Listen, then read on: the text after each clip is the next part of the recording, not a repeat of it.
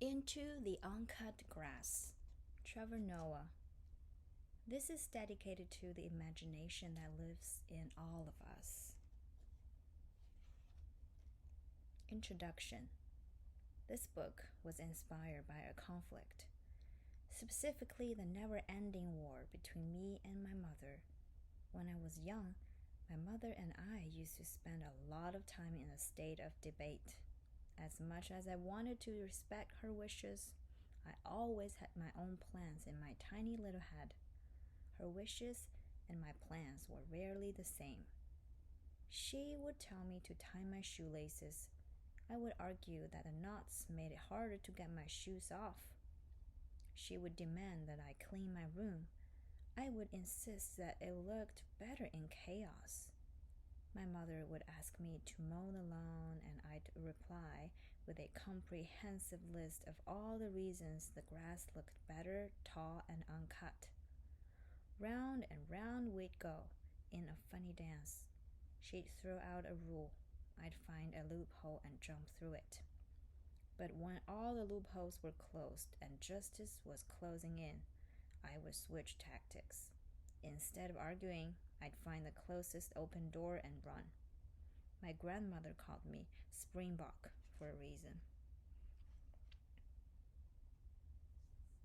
There was something so tantalizing about that world outside my house, the wild unknown that started just a few feet from our front door. All my life I'd run out into it, scared and thrilled at what I find.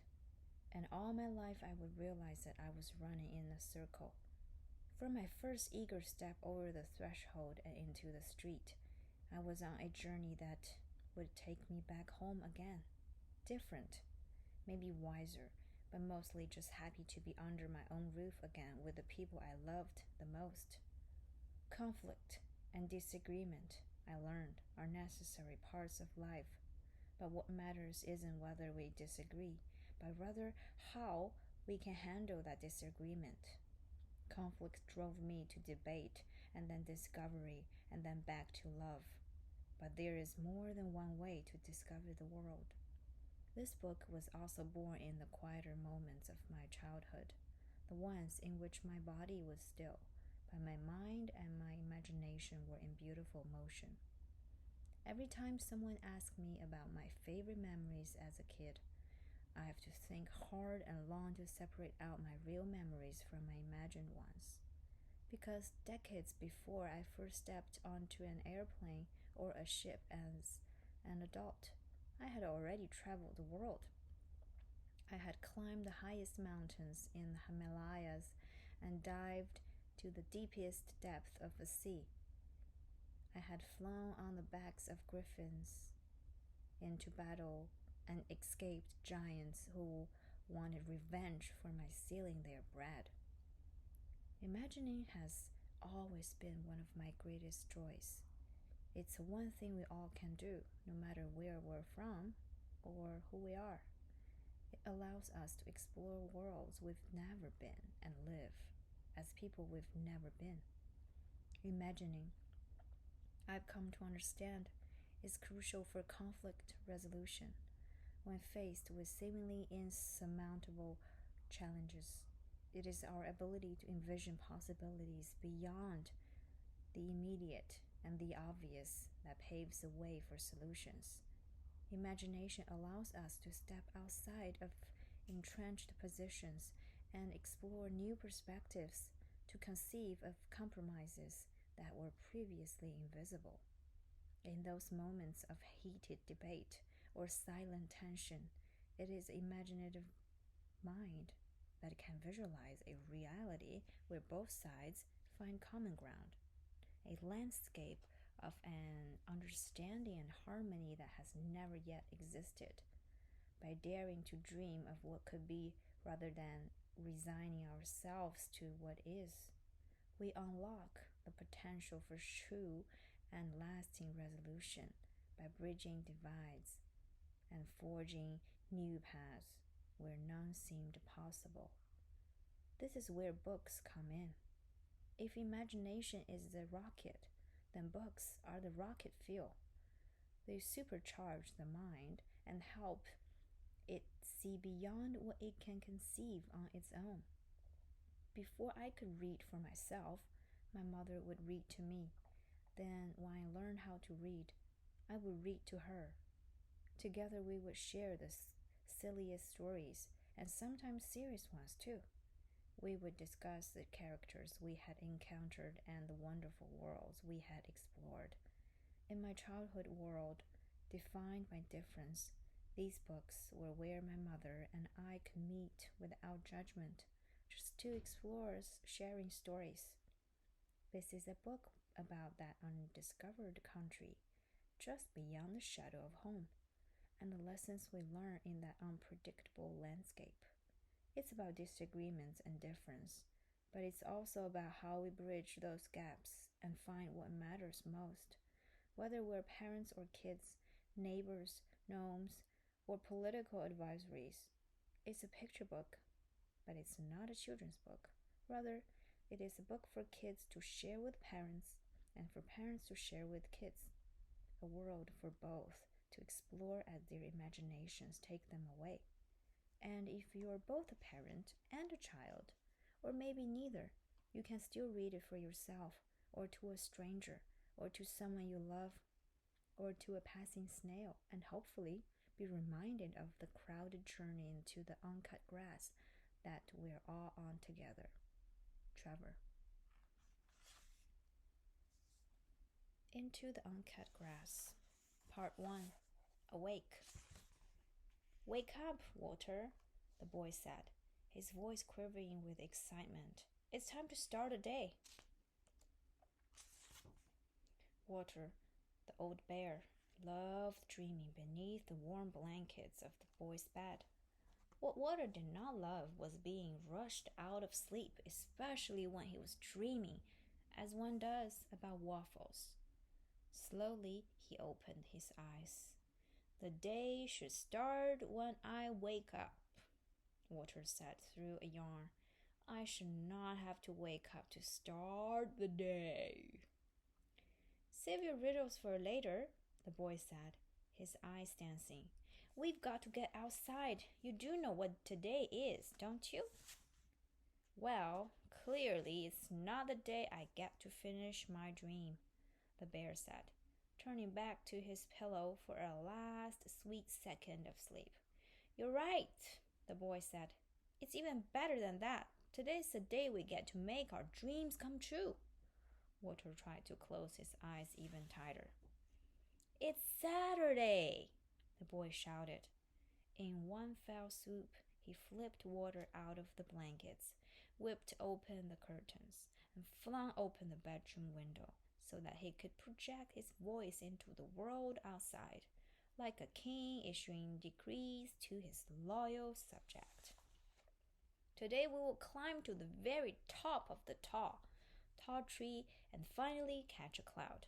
Then we must finish digging our hole to the middle of the earth to see if the giant gumball is real, he proclaimed.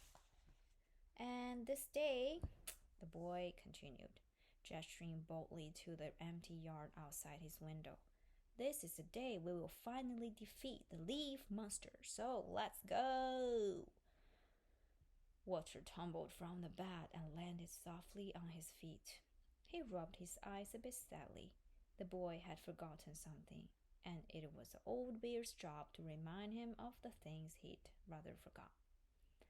Before we can go outside, Walter said, we need to finish inside. You know the rules as well as I do. Walter cleared his throat. Brush our teeth so our breath smells clean. Wash our face in case we are seen. Comb our hair to keep lice away, and make our bed so we can start the day. His eyes softened as he watched the boy's face slide into a frown. I don't know how you keep forgetting it. Your mother even made it rhyme. The boy was not amused. To him, this wasn't a cute poem for remembering. It was a tyrannical edict of an iron-fisted emperor. Not this again, he grumbled. Every day I have to do exactly what my mother says, even if I don't want to. Who says she knows best? Well, the bear said, he's gotten us this far. The boy was not convinced. And what does she know about being a kid? Actually, I think all grown ups start as children. That's what they're grown up from, Water replied. I don't know about that. I've known my mom my whole life and she's always been a grown up. Before the bear could fully process that, the boy continued. And it just makes no sense. Saturdays aren't for chores, they're for adventure. That's why there's no school on Saturdays. Even the teachers understand that. The boy's head was now buzzing with a different kind of energy. He leaped onto the unmade bed. Why should I brush my teeth? I just did it last night and I don't care to wash my face. I'm not going to look at it. My hair is already on my head, so it's where it's supposed to be, and most of all, the boy said, jumping back to the floor, I don't want to make my bed, and the bed doesn't want to be made. That's why it keeps on making itself. It wants to breathe. It wants to be free, just like us. Yes, replied the bear, and we can be free. We just have to follow the rules of the house. Or, the boy said, we can just leave this house of rules. Water, new plan. Today we will run away. Before Water could respond, the boy grabbed Old Bear and made a mad dash out of the bedroom, running through the house like a gust of wind, as fast as his little legs would carry him, down the stairs, through the kitchen, and over the threshold of the door that led to the backyard. He kept on running through the yard, his little feet barely touching the ground as he strained with all his might to escape the chores that threatened to ruin his perfect day. Finally, he stopped to catch his breath. He carefully lowered the old bear back onto his feet. I won't let it happen, Walter, the boy said. I won't let rules spoil our perfect day. Walter knew that he needed to remind the boy of something. We can't just run away, he explained. Your mother will miss you, and will we sleep? And who will make us waffles? We will build our own house, the boy said, and we will grow our own waffles. I don't think that's how you get waffles. And our bed will breathe the same air we do, the air of freedom. But sooner or later your mom will find us, Walter said, looking back at the house. She always does. The boy's eyes lit up again. He had an idea. Then, this time, we need to go where we've never gone before, he said, into the uncut grass. Part 2. The Gate. The two friends held hands as they walked further and further away from the house. They passed the lawn chairs where the boy and his mother would sometimes read together, and the fire pit where they toast marshmallows. They passed the tire swing hanging from the short, thick-limbed tree. They even wandered past the old shed with the heavy lock on it. Finally, they arrived. The boy stopped and took it all in, his eyes widening like an adventurer who had just reached an ancient treasure. The rusty gate, the boy said.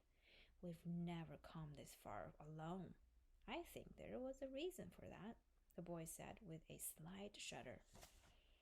The boy studied the gate.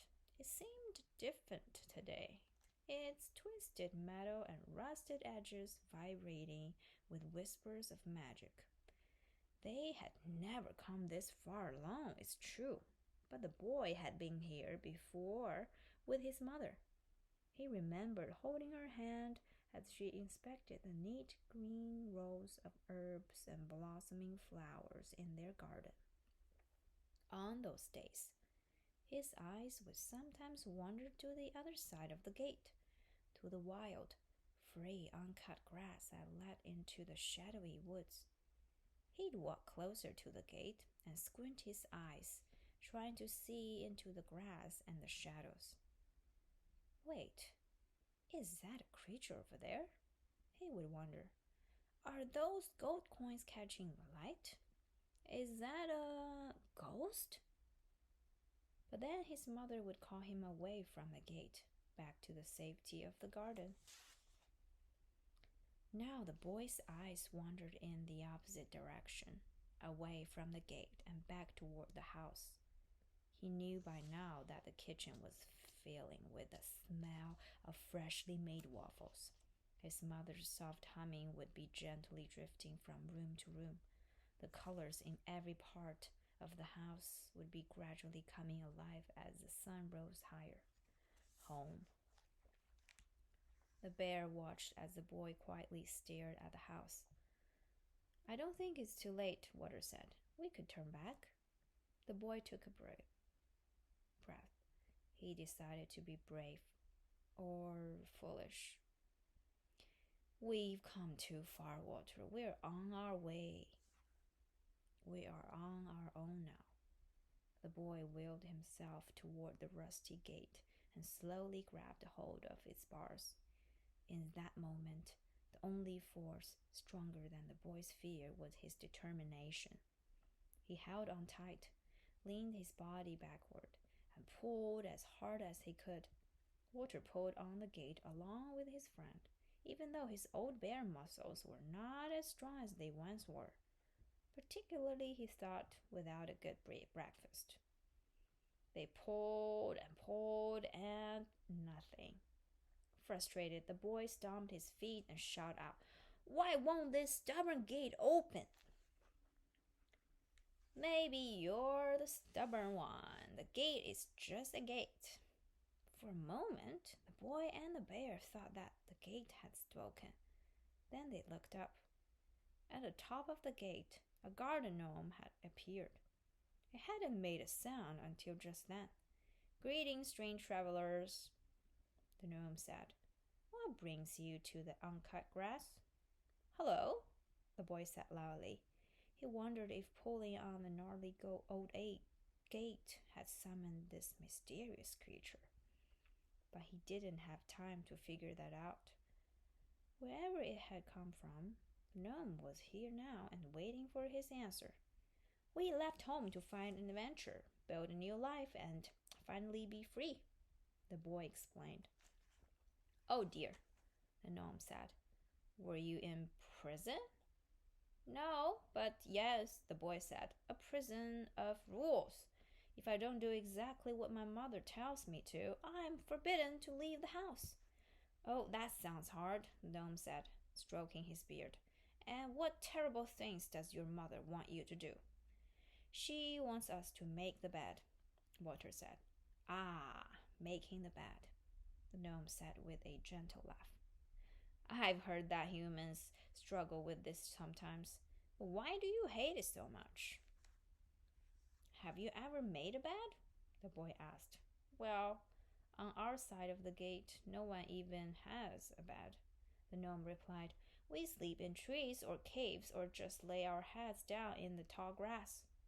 That sounds like a dream, the boy said, because making the bed is the worst part of every day, and the bed doesn't want to be made either.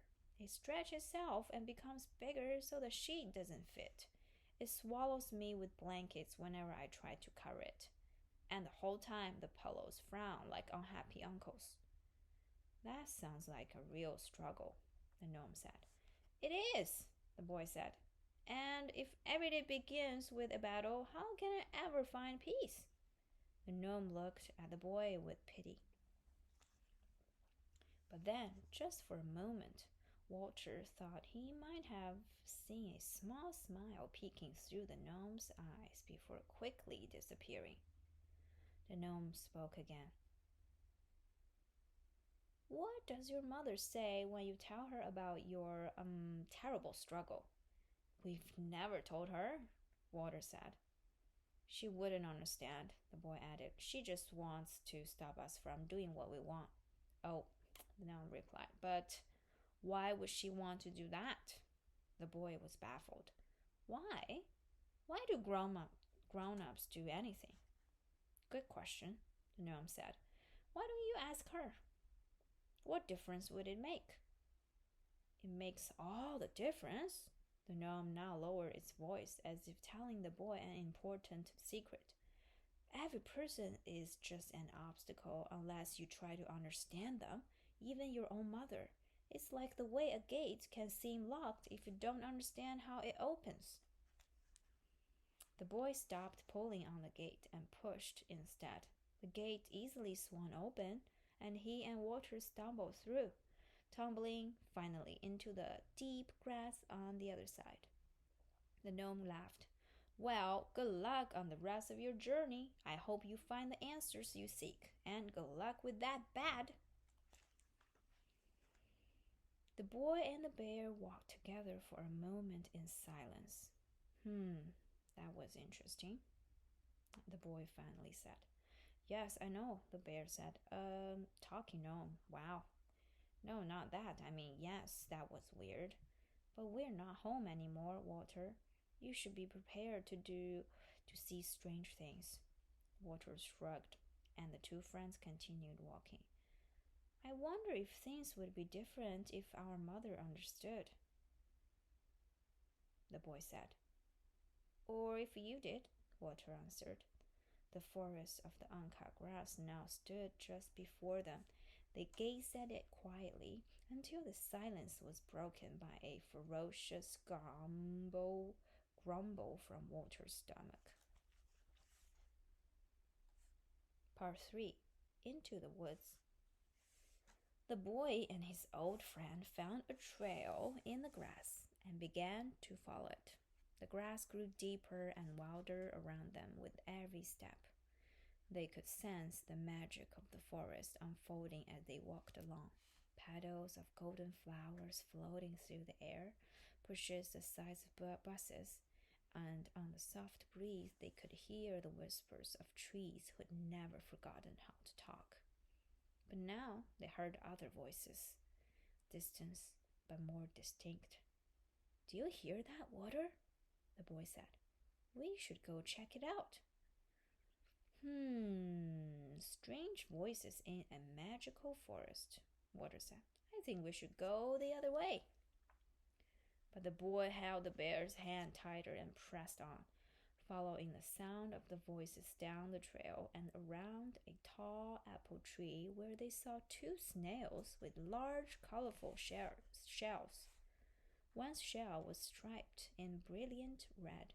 The other's was marked by a bright pink spiral. The two snails were in the middle of a great debate. I say we go left, said Stripe. And I say we go right, said Spiral. My friend, I've gone left before, Stripe said, and the grass makes the journey smoother. Well, my love, I've gone right before, Spiral said. There's dirt and rocks and roots, but the path is shorter. Okay, then I'll go right, Stripe said. And I'll go left, said Spiral. See you on the other side, they said together. Excuse me? The boy asked, walking closer. But what are you doing? We're trying to get to the apple that fell from that tree, Stripe said, gesturing with its left tentacle. The boy followed the pointing tentacle with his eyes to the largest apple he'd ever seen. Turns out, Spiral said, it fell a lot further away than people say. I'm so confused, the boy said. If you choose left and you choose right, why did you both end up going the opposite way? Oh, that's simple, Stripe said. When we can't agree, we don't argue forever. She just does it my way, and she does it mine, Spiral said. But if you both think you're right, the boy asked, why bother doing it the other way? Why bother doing it the other way? Because everyone thinks they're right, Spiral said, until they discover they're wrong, Stripe said. Now, if you If you will excuse us, they said together, we've got an apple to get to. The boy and the bear climbed up to the tree's lowest branch and sat together to watch the race. The boy was mesmerized by the snails and their beautiful shells. Imagine living with your own home on your back, the boy told his bear. A house just for you, with no one else's rules to follow. But then you could never have a sleepover, Walter reminded him. Then more quietly, he added, or a place to go home to after an adventure. The two friends returned their attention to the race about to begin below them. From their branch, they could see both snails stretching their strange little muscles as they prepared to start their journeys. Stripe took off. She clambered and climbed over rocks and roots, dodging wormholes and sharp twigs. The road was rough, but she found a rhythm and moved quickly. Well, quickly for a snail, which is pretty slow. Spiral slid carefully through a smooth section of uncut grass.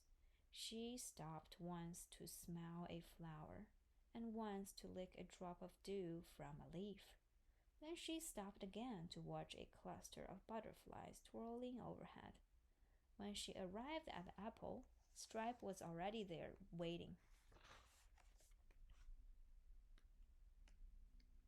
You were right, Stripe said, shaking pebbles from her tentacle and dirt from her shell. The dirt path is so much shorter. Let's use it next time. But you were right too, Spiral said, her eyes still wide with delight. The grass path was beautiful and smooth. I saw butterflies, flowers, so much sky. The snails began devouring the apple together, stopping every now and then to share stories of their different adventures. The boy and Walter listened for a while, because the snails, who had traveled many roads in their lives, sometimes together, sometimes apart, but always very, very slowly, were excellent storytellers. But now it was time to keep walking. Walter, yes, friend, what do you think we would have seen if we tried things Mom's way? They walked a little farther, their feet sometimes tangling in the growing grass, pondering other paths they could have taken. The boy remembered his abandoned list of adventures. Walter thought about waffles. Then the boy heard a growl. Walter, you really need to control your stomach. Oh, that wasn't me, Walter said. Ah, did we win? The boy asked. Yes, the bear answered. Part 4. Crossroads. Look, there are two paths, the boy said. Which should we take? Walter asked. I think this one will take us deeper into the uncut grass, the boy said uncertainly. And this one will take us back home, Walter said hopefully. I don't know, the boy said. We've come so far already. Maybe we just have to keep going. Walter studied the boy's face for a moment, then asked, But do you want to keep going? I don't remember, the boy said. He began pacing in the deep grass to gather his thoughts, which were now scattering across his mind. Hey, watch out! The boy and the bear heard a tiny, tiny voice coming from somewhere beneath them. They got down on their knees and pushed the long grass to the side to see the source of the sound.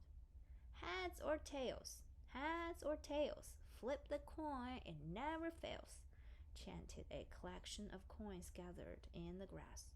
The coins, of different metals and sizes, were arranged in a circle surrounding one larger old coin, who smiled at the other one, shouted. Suddenly, the coins reached forward, and then with one heave, lifted the large coin and flipped it into the air. When it landed, they all cheered. It's decided! We will dance! They shouted. Then they threw themselves against one another, making a delightful jingling sound. "Hey there," the large old coin said to the boy, dusting himself off. "I know you from a long time ago, only you used to be bigger and much more hairy." "I don't think I've ever been hairy," the boy said, "and this is the biggest I've ever been." "Yes, I'm sure it's you, and you've shrunk. Remember, I used to live in your pocket?" "Oh, wait, you must be thinking of my grandfather," the boy said. "He's definitely hairy." "Ah, of course. That makes much more sense," the coin said. "Well, it's nice to meet you, grandson of Harry." "Nice to meet you too. Is this a party?" the boy asked. "We are celebrating our latest decision," the old coin said. Half of the coins wanted to have ice cream and watch the sunset over the grass. The other half of the coins wanted to have pie and a dance party. How did you decide?" "How did you decide?" the boy asked. "The way we make all of our decisions," the old coin said. "We flip, well, me, that's our rule. Heads or tails, fate decides, and how it lands we all abide." "Oh, that sounds fun," the boy said. "But does anyone get mad when they don't get their way?" A smaller coin rolled over and spoke up. "You can't get mad at luck." "We have traveled from one pocket to another all over the world," said the older coin. "And everywhere we've been, we've seen people arguing over silly things. One person wants to ride the bus, the other wants to take the train." The smaller coin said, "One person wants to buy candy, the other person wants to buy a potato." "Friends argue with each other," the old coin continued. Parents argue with kids, dogs argue with cats, and for what? "So we decided we'd rather compromise together than get what we want all alone," the smaller coin said. "After all, we're coins. We need one another to add up to anything at all." "But what if you follow the coin flip and things go wrong?" the boy asked. "Well, that's the beauty of life," the old coin said. "Sometimes you make the right choice and things go wrong. And sometimes you make the wrong choice, and things go right." "There are two sides to every coin," Water said. "And the third side," the smaller coin said. "The edges. Everyone forgets the edges." "Or maybe there's just one side," the old coin said. "We can't always decide what will happen in life, but we can always decide who it will happen with." The boy looked back at the crossroads. One path led deeper into the uncut grass. One path led back to the house, the unmade bed, Water's waffles, and their mother. He turned to the older coin. "Do you think I could try it?" "Of course," the old coin said. "Flip away." The boy thought it might be rude to throw the old coin into the air, so he flipped himself instead. He tumbled from head to foot and back again while all the coins chanted. Even Water joined in. "Heads or tails, heads or tails, it's a way that never fails." Finally, the boy landed in the dirt and laughed while the coins all cheered. "Water," he said, "I think I know what we should do now." The boy looked back at the crossroads. "Do you think it's too late to go home?" And one more time, Water reminded the boy of what he already knew. "If you still call it home," he said, "you can always go back."